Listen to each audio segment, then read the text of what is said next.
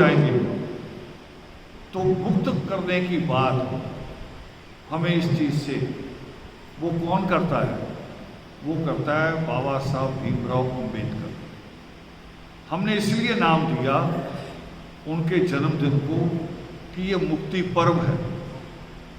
बाबा साहब अम्बेडकर जैसी एक रूह ने जब जन्म लिया, और ऐसी रूहें जिन्होंने ना तलवार उठाई, ना तीर उठाया, ना गोली चलाई, ना किसी को धमकी दी, ना किसी को गाली दी, सिर्फ कलम उठाई, और कलम कोई भी उठाए किसी दूसरे को कोई दिक्कत ही नहीं। तलवार लेके चले तो भीड़ में, चाहे उसे बंद करके भी चलें तब भी भीड़ में उसकी म्यान ही किसी की ना किसी को लग जाती है, बचा के चलनी पड़ती है। आपके पास रिवाल्वर हो छोटी सी तो आपको सिनेमा हॉल में नहीं घुसने देंगे, सरकारी ऑफिस में नहीं घुसने देंगे, कहेंगे पहले निकाल के बाहर रखो, ये अंदर किसी के लिए घातक हो सकती है। मगर आपका पेन नहीं कोई मांगेगा कि पेन दे दो, पेन निकाल के बाहर रख दो, वो कहेंगे पेन लेके जाओ। एग्जामिनेशन हॉल में तो बल्कि टीचर भी कई बार प्यार से पूछ लेते हैं, बेटे पेन लाए हो, तुम्हारे पास चीज़ें हैं पूरी? मगर आप कहो मैं चाकू लाया हूं तो ले जाओगे अंदर? नहीं ले जा सकते। तो बाबा साहब अम्बेडकर एक वो महान रूह थी जिसको किसी हथियार की जरूरत नहीं पड़ी, और उन्होंने कौन सी चीज चुनी?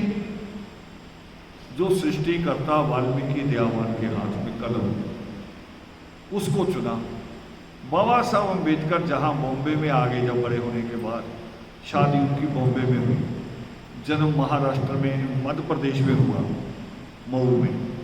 पिताजी आर्मी में थे तो कई जगह जाना पड़ा साथ साथ। और जब बॉम्बे में आ गए तो रात को खाना खाने के बाद वो टहलने निकलते थे तो लोग वहाँ कबीर साहब के भजन गाया करते, और कबीर साहब के भजनों को गाने की परंपरा हमारी कौम में अभी तक रही है। आप पंजाब के बठिंडा में चले जाएंगे, उससे आगे बढ़ेंगे, राजस्थान की तरफ जाओगे, सिरसा की तरफ जाओगे, सब जगह कबीर साहब के भजन गाने की परंपरा मिलेगी। तो वही बाबा साहब जाके खड़े हो जाते थे, सुनते थे। अब कबीर साहब के भजन क्या कहते हैं? वो किस्मत कुस्मत को नहीं मानते। कबीर साहब तो कहते हैं कि खुद लड़ना है, जुल्म के खिलाफ भी वो करे। और क्या कहते हैं कबीर साहब? करे सूरा सो पहचानिए जो लड़े दीन के हित, पुरजा पुरजा कट मरे कबू ना छाड़े। ये कबीर साहब का कहा हुआ है। कबीर साहब लड़ने, संघर्ष करने की बात करते हैं, पखंडों को खत्म, अंधविश्वास के खिलाफ भी बोलते हैं। वहां से बाबा साहब ने सीखा कि ये लड़ाई लड़नी पड़ेगी। कबीर साहब एक जगह कहते हैं कि कबीरा खड़ा बाजार में लिए लुकाठी हाथ, जो घर फूके अपना वो चले हमारे संग। कि जो अपना घर फूक सकता है, क्योंकि जिसने सामाजिक काम करना है ना, उसको घर की चिंता छोड़नी पड़ती। वो जो बाबा साहब अम्बेडकर अपने 4 बच्चों को कुर्बान करने के लिए तैयार हो गए, वो कबीर साहब की प्रेरणा थी कि अगर पूरी कौम को बदलना है, समाज को बदलना है, तो अपने घर की चिंता छोड़ दो। वो तो घर जलेगा ही, वो जलेगा तो समाज रोशन होगा। और ये बात बाबा साहब अम्बेडकर की पत्नी ने भी कही, मां रमाबाई। 2 बार बाबा साहब अम्बेडकर को मां रमाबाई ने कहा, गंगाधर की मृत्यु के समय भी, जब गंगाधर बीमार था उनका बच्चा, तब भी कहा कि इस बच्चे की चिंता ना करो, पिता होने की बात ना सोचो। बाबा साहब सोच रहे थे कि मैं अगर साथ ही जाऊंगा तो लोग क्या कहेंगे कि इसका बाप कैसा है, हॉस्पिटल नहीं लेके जा रहा। मां रमाबाई ने कहा कि एक बच्चे का पिता बन के ना सोचो, आपको तो 7 करोड़ लोग बाबा कहते हैं, पिता कहते हैं, उन 7 करोड़ लोगों के पिता बन के सोचो। बड़ी बात थी। और जब मां रमाबाई की मृत्यु हुई, तब भी लास्ट वचन क्या था, उनका कहना क्या था बाबा साहब एक बच्चा बचा था तब उनका 5 बच्चों में से। माँ रमाबाई ने ये नहीं कहा कि अब एक बच्चा बचा है उसकी रक्षा कर लेना। माँ रमाबाई क्या कह रही है कि साहेब कहा करती थी, साहेब मेरे 7 करोड़ बच्चों की रक्षा करना। ये कितनी बड़ी बात है। ये दिल कहाँ से दिल लाई हुई हूँ। नहीं तो 4 बच्चे जिसने खोए हो वो तो डांट के कहेगी कि अब एक बचा है इसको भी बचा लेना, मगर उसको वो जो महामुनि शंभूक बात कहते हैं कि जीवन लंबा हो ये अच्छा नहीं, जीवन सम्मान पूर्वक हो, गुलामी वाला ना हो, आज़ादी वाला जीवन हो जिसमें आप सिर उठा के चले, वो चाहे छोटा हो वो अच्छा है। माँ रमाबाई इसलिए कह रही थी कि वो लड़ाई लड़ो जिसमें सिर उठा के सारी कौम जी। तो बाबा साहब अम्बेडकर लड़े और इतना लड़े कि जिस देश में धार्मिक ग्रंथ था जिसके अनुसार देश चलता था, मनुस्मृति, अंग्रेजों के आने पे भी वही लागू थी। अंग्रेजों के कानून तो थोड़े बहुत लागू थे, चोरी पे लागू हो गया, डकैती पे हो गया, बाकी चीज़ों पे नहीं था। बाकी मनुस्मृति के अनुसार चलते थे। कभी इतिहास को बारीकी से पढ़ोगे मनुस्मृति के अनुसार, और उस मनुस्मृति को अगर किसी ने खत्म किया तो बाबा साहब भीमराव अम्बेडकर। मुझे याद है 89 के आसपास, 1989 के आसपास या उससे 1-2 साल बाद हमने लुधियाना में एक बड़ा समागम किया म्युनिसिपल कॉरपोरेशन के आंगन में, और वहाँ पर 25 साल से ज़्यादा जो श्रोमणी कमेटी के अध्यक्ष रहे दिवंगत आत्मा सरदार गुरचरण सिंह तोड़ा जी उसमें मौजूद थे और हमारे साथ उनका बड़ा प्यार था। 25 साल लगातार वो श्रोमणी कमेटी के जो 5 तख्तों को देखती उसके अध्यक्ष रहे। हमारे मंच पे आए हुए थे और बाबा साहब का दिन था और उन्होंने खुद स्पीच की और सिख नेता भी बैठे थे। उन्होंने स्पीच करते हुए सिख नेताओं को ज़्यादा बोला, हमें नहीं। एक बुजुर्ग नेता थे, उनसे भी बड़े, टोड़ा जी से भी उम्र में, सुरजन सिंह ठेकेदार, उनको कहा करे ठेकेदार जी मेरी बात ध्यान से सुन लो। कह रहे ये जो कहते ना ब्रह्मा के मुख से ब्राह्मण पैदा हुआ, बाजुओं से क्षत्रिय और पैरों से शूद्र, तो कह रहा अपनी भी सोच लेना हम कहाँ हैं, हमें भी ऊपर नहीं रखा है, हम भी यहाँ घुटनों के पास ही हैं कहीं। ये टोड़ा जी ने हमारे मंच पे कहा, क्योंकि जानने वाले सिख थे, ज्ञान रखते थे गुरु ग्रंथ साहब का भी और बाकी ज्ञान भी रखते थे। और आज कुछ है, मैं कह रहा हूं कि शायद 1% भी नहीं है, मगर पगलाए हुए हैं जिन्होंने कारोबार बना लिया है कि कौम को भड़काओ, कौम को डराओ, पैसा इकट्ठा करो और ऐश करो। और उनमें से एक आदमी है जो अमेरिका में बैठा है पन्नू। उसकी जब पहली बार स्टेटमेंट लोगों ने मुझे बताई, मैंने सुनी भी नहीं, मुझे जब बताई मुझे यकीन नहीं हुआ। यकीन क्यों नहीं हुआ कि सिखों में पंजाब में बड़ी आबादी है ना, तो पंजाब में बड़ी आबादी में सिख जो जाट सिख है 18-19% है सारा, और जो दलित है वो 40% है, 40 से भी ऊपर हो गया होगा। और दलित सारा सिख में से निकल जाए तो सिख क्या बचेगा? कुछ भी नहीं बचेगा। और जो गांव के गांव बड़े वो मजहबी सिखों से भरे हुए, रमदासी सिखों से भरे हुए, राय सिखों से भरे हुए। और आप अगर बाबा साहब अम्बेडकर को चैलेंज करोगे तो बाबा साहब अम्बेडकर हमारे मुक्तिदाता है। ये जिसके सिर पे पगड़ी है वो भी जानता है, जिसके सिर पे पगड़ी नहीं है वो भी जानता है।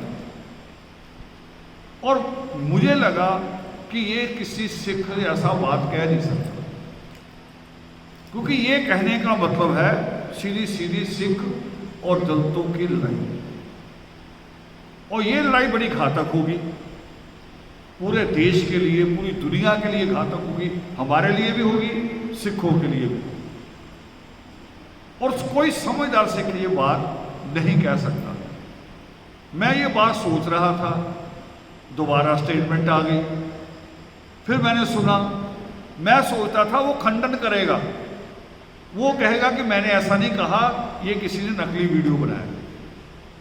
पर वो आदमी इतना ज़्यादा बेईमान, हमारे लिए नहीं सिखों के लिए भी, वो सिखों को भी मरवाने की भूमिका बना रहा है। पंजाब में सिख ज़्यादा हो सकते हैं, मान भी लो, है नहीं, मान भी ले 40% तो हम हैं, मान भी ले, अगर वो पंजाब में भारी पड़ भी जाए हमारे ऊपर, तो हरियाणा में भारी पड़ जाएंगे, उत्तर प्रदेश में भारी पड़ जाएंगे, राजस्थान में भारी पड़ जाएंगे। तो बाबा साहब अम्बेडकर के लिए तो पूरे देश का दलित खड़ा होगा, पूरी दुनिया का दलित खड़ा हो जाएगा, होगा कि नहीं होगा? और वो लड़ाई किसके खिलाफ हो जाएगी? आम सिख के खिलाफ, जिसका कोई कसूर नहीं, जिसने कभी बाबा साहब अम्बेडकर को सपने में भी बुरा नहीं कहा। और करवा कौन रहा है? अमेरिका में बैठा एक दलाल, अमेरिका में बैठा दलाल, वो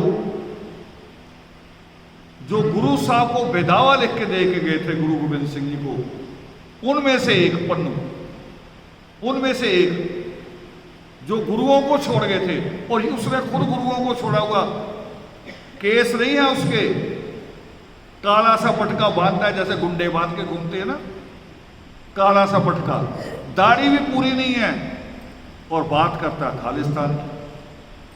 खालिस्तान की कल्पना थी भी गुरुओं के कहने के अनुसार जहां हम जिए, समानता से जिए, मानस की जात सभी एक पहचानिए, वो खालिस राज हो सकता है। ये खालिस राज नहीं हो सकता जो बाबा साहब अम्बेडकर को गाली दी, जो हमारे मुक्तिदाता।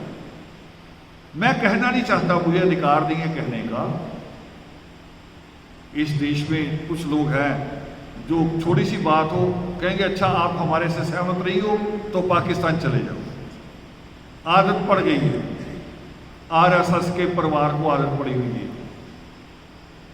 मगर आज मुझे दुख के साथ कहना पड़ रहा है, पाकिस्तान से जब पंजाब का हिस्सा हुआ अलग, तो पूरा पंजाब नहीं आया इंडिया में, हरियाणा हिमाचल को मिला के भी पूरा पंजाब नहीं आया।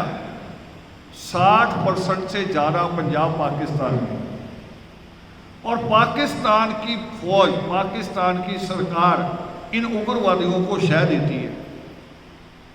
तो मेरी सलाह है कि जिसको खालिस्तान चाहिए, पाकिस्तान वाला पंजाब दे, जो शह दे रहे हैं ना, जो आपको हथियार दे रहे हैं, जो आपको ट्रेनिंग दे रहे हैं, उनको कोई ये पंजाब है दे दो हमें, फिर मैं देखता हूँ कौन देता है। जूते मार के भगा देंगे, वहीं से सिर काट देंगे। ये तो भारत है जिसका बाबा साहब अम्बेडकर का संविधान है, जो इतनी बात बोलने का आपको अधिकार देता है, इतनी बात कहने का आपको अधिकार देता है। मगर ये अधिकार थोड़ी देगा जो पाकिस्तान में, अफगानिस्तान के कुनबों में होता, कबीलों में, कि स्कूल जा रही लड़की के सिर में गोली मार दो। मारी गई थी ना, नाम याद है उस लड़की का किसी को? है मलाला, उसके सिर में गोली मार दी गई। मगर ईश्वर बड़ा है, सिर में गोली से भी लड़की बच गई। और आज उसकी स्पीच सुनने के लिए टिकट लगती है, लोग उसे सुनने जाते हैं तो हॉल के बाहर टिकट लगती है। भारत वो नहीं है, ये इजाजत नहीं दी जा सकती। आप गुरुओं के पूरे नहीं, और गुरुओं के नाम पे यहां आप विरोध करो, ये नहीं चलेगा। तो हमारा आज के ये भी कहना है कि सिख आगे आए, खुद चल के उस आदमी का विरोध करें।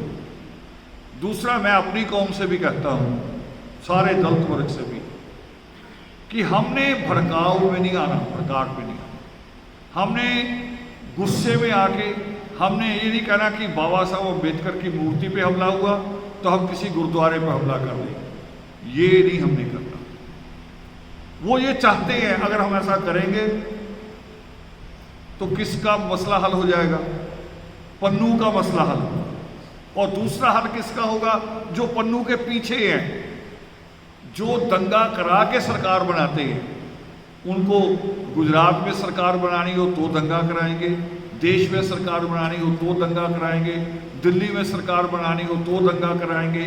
जो दंगा करा के सरकार बनाते हैं, लाभ उनको होना है, सिखों को भी नहीं होना, दलितों को भी नहीं होना। तो हमारा सिखों और दलितों के बीच में उस दिन से एकता है, और बल्कि उससे भी पहले। मगर मैं ये कह देता हूँ चलो कि जब गुरु तेग बहादुर का शीश अमर शहीद बाबा जीवन सिंह लेके आए, हमारे बीच में तभी से एक रिश्ता है, एकता है। और उस रिश्ते को पन्नू जैसे लोग, ये गुरुओं से बड़े नहीं हैं जो आगे जाके उसको खराब करने की कोशिश कर रहे हैं।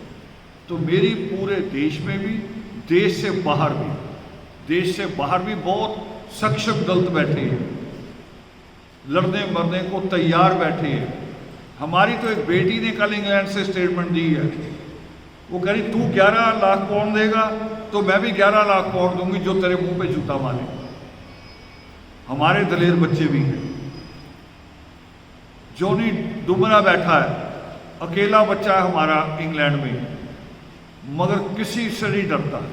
और डरने वाली कौम ही नहीं, अमर शहीद बाबा जीवन सिंह की कौम है जो अकेले शीश ले आए थे। बाबा साहब अम्बेडकर की कौम है जो अकेले लड़े थे पार्लियामेंट में खड़े होकर। अब और बात सुन लो, पार्लियामेंट ने जो पास किया, संविधान में लिखा, वो सारा कुछ बाबा साहब अम्बेडकर के कहने के अनुसार नहीं किया गया। पार्लियामेंट ने पास किया, बाबा साहब अम्बेडकर ने तो लिख के रखी बात, पास पार्लियामेंट ने किया, उसमें संशोधन भी किए, उन चीज़ों को बदला भी। और बाबा साहब अम्बेडकर को तो कानून मंत्री से इस्तीफा देना पड़ा जब बाबा साहब अम्बेडकर की बात नहीं मानी गई। जब बाबा साहब अम्बेडकर ने लड़कियों के लिए, बेटियों के लिए कानून पेश किया कि बाप की प्रॉपर्टी में, पति की प्रॉपर्टी में बेटी का हक भी होगा, तलाक लेने का अधिकार औरत को भी होगा, केवल आदमी तलाक नहीं देगा, औरत भी देगी।